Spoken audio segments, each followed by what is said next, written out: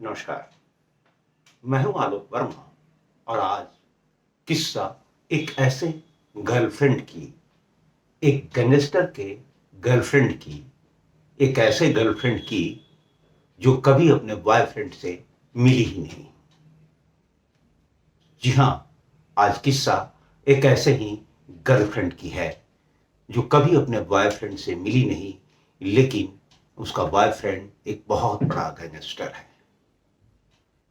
मित्रों, शायद आप समझ ही चुके होंगे कि मैं बात हिमांशु भाऊ गैंगस्टर की गर्लफ्रेंड अनु धनखड़ के बारे में कर रहा हूं।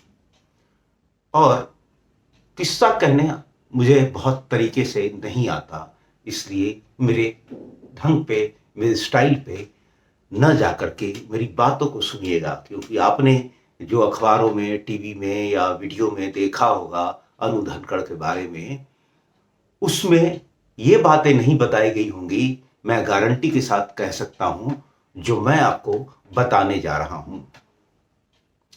19.5 साल के अनु धनखड़ की कहानी बहुत दिलचस्प है।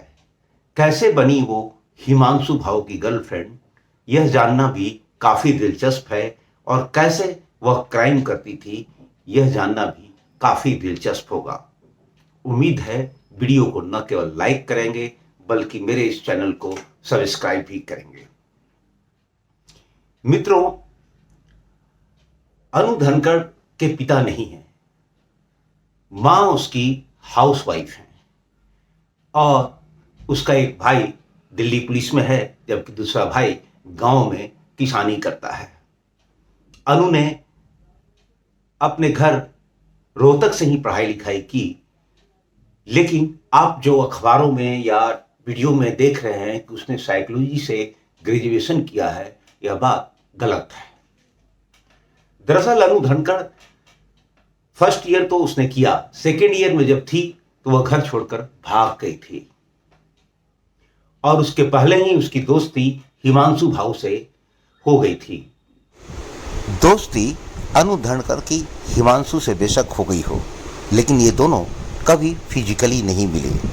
हिमांशु उसे लगातार ऑनलाइन ही डायरेक्शन देता रहा और उनकी बातें भी ऑनलाइन ही होती रही। ऑनलाइन डायरेक्शन पर ही वह हिमांशु के जाल में फंसती चली गई और क्राइम की दुनिया में कदम भी रख लिया। इस बार भी उसे ऑनलाइन डायरेक्शन ही मिला था कि नेपाल के रास्ते वह दुबई पहुंचे और दुबई से फिर उसे यूएस बुला लिया जाएगा।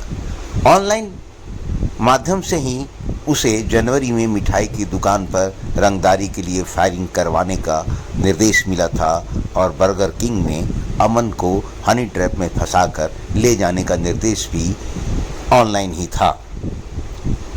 तो यूं कहें कि अनु धनखड़ हिमांशु भाऊ की ऑनलाइन गर्लफ्रेंड थी तो अतिशयोक्ति नहीं होगी, क्योंकि दोनों में कभी भी मुलाकात नहीं हुई।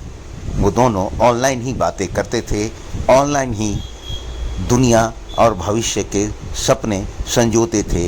हिमांशु से ऑनलाइन ही बताया करता था कि कैसे काम करना है, किस गैंग मेंबर से मिलना है, किस गैंग मेंबर को क्या डायरेक्शन देना है, सारी चीज़ें। हिमांशु भाऊ से उसकी दोस्ती भी काफी दिलचस्प तरीके से हुई।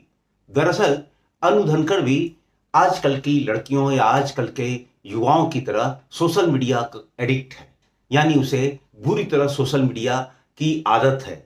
और सोशल मीडिया पर फ्रेंड बनाने से पहले वह कभी नहीं सोचती कि जिसको वह फ्रेंड बना रही है वह किस बैकग्राउंड का है। ज़्यादातर उसके social media friends criminal background के हैं, इसीलिए बने। इसी तरह एक इंस्टाग्राम अकाउंट के माध्यम से वह हिमांशु भाऊ से जुड़ी थी।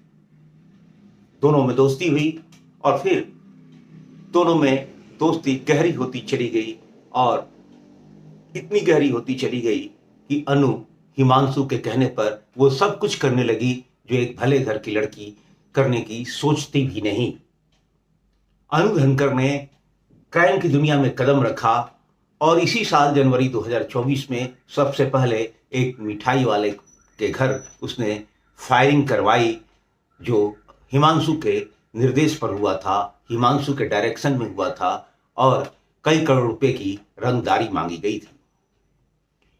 इसके बाद जून में उसने रजौरी गार्डन के बर्गर किंग में जिस अमन को बुलाया था, उस अमन से भी दोस्ती उसने इंस्टाग्राम के थ्रू ही की थी और सोशल मीडिया के थ्रू ही वो उसको बुलाई थी। सीसीटीवी में वह साफ दिखी भी थी।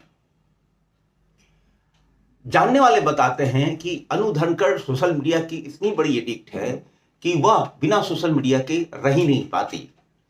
सोशल मीडिया पर ही उसको हमेशा हिमांशु से डायरेक्शन मिलता रहा और जब हिमांशु से दोस्ती हो गई तो हिमांशु उसको यूएसए में और दुबई में बसने का सपना दिखाता रहा और उसने उसको एक बहुत ही चकाचौंध भरी दुनिया का सपना दिखाया था, जो उससे कहा गया था कि जब वह इंडिया से, वो उचित समय पर इंडिया से जब उसको बुला लेगा यूएसए में या दुबई में, तो वो दोनों मिलकर एक बहुत ही चकाचौंध दुनिया बनाएंगे। कुछ इस तरह की जैसे झिलमिल सितारों का आंगन होगा।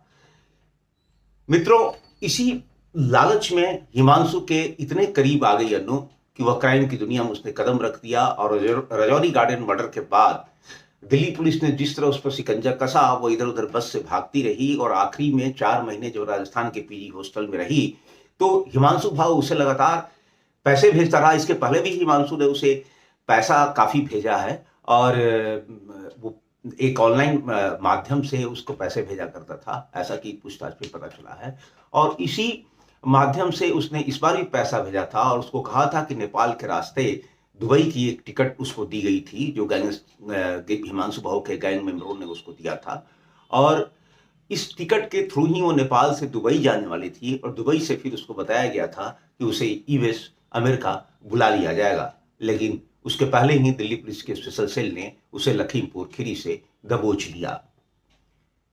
सोशल मीडिया एडिक्शन की अगर सबसे बुरा उदाहरण माना जाए तो अनु धनखड़ ही है।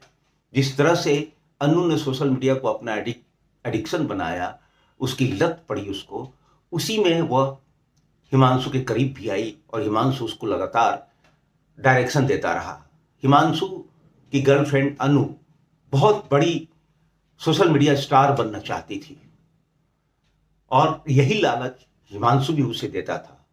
अनु को उम्मीद थी कि वह जब विदेश चली जाएगी तो वहां से न केवल वो सोशल मीडिया के अपने प्लेटफॉर्म को अच्छी तरह से संचालित करेगी, बल्कि उसका क्राइम में भी कहीं नाम नहीं आएगा और हिमांशु के साथ उसका बाकी का जीवन काफी अच्छा बीतेगा।